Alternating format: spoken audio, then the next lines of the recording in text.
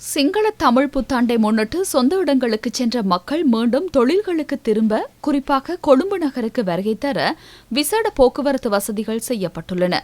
விசேட ரயில் சேவைகளும் இடம்பெறுவதாக ரயில்வே திணைக்களம் அறிவித்துள்ளது. இவ்வேலை திட்டம் எதிர்வரும் 19 மற்றும் 20ஆம் தேதிகளில் இடம்பெறும். விசேட ரயில் நேர அட்டவணையின் கீழ் சேவைகள் முன்னெடுக்கப்படும். சொந்த இடங்களுக்கு சென்ற மக்களுக்கு சிரமமின்றி கொழும்பு திரும்ப வசதிகள் செய்யப்படுவதாக ரயில்வே திணைக்களம் அறிவித்துள்ளது.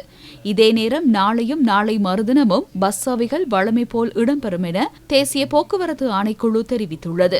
இன்றைய தினமும் கொழும்பு நகர் வெறிச்சோடி காணப்பட்டது. சொந்த இடங்களுக்கு சென்ற மக்கள் நாளைய தினம் கொழும்புக்கு வருகை தருவார்கள் என எதிர்பார்ப்பதாக தேசிய போக்குவரத்து ஆணைக்குழு தெரிவிக்கின்றது. இதனால் தேவையான பஸ் வண்டிகளை ஈடுபடுத்தியுள்ளதாக இலங்கை போக்குவரத்து சபையின் முகாமையாளர் பிரியதிலக்க தெரிவித்துள்ளார். இதே நேரம் அதிவேக பாதையின் வருமானம் மேலும் அதிகரித்துள்ளது. இன்று முற்பகல் கிடைத்த தரவுகளின்படி கடந்த 4 நாட்களில் அதிவேக பாதையூடாக 173 மில்லியன் ரூபாய் வருமானம் ஈட்டப்பட்டுள்ளது.